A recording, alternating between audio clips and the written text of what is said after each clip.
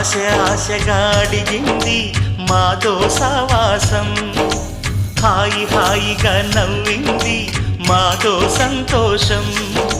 మధురమైన మమకారం మా ఇంటి పేరు అంటే, మనసు మీటు అనురాగం మా మాట తీరు అంటే, బతుకంటే ఎంత బాగుంటుందా అనుకోదా లోకం.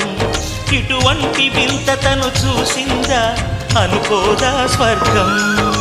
సరే పమాగరే సరే సరే సా.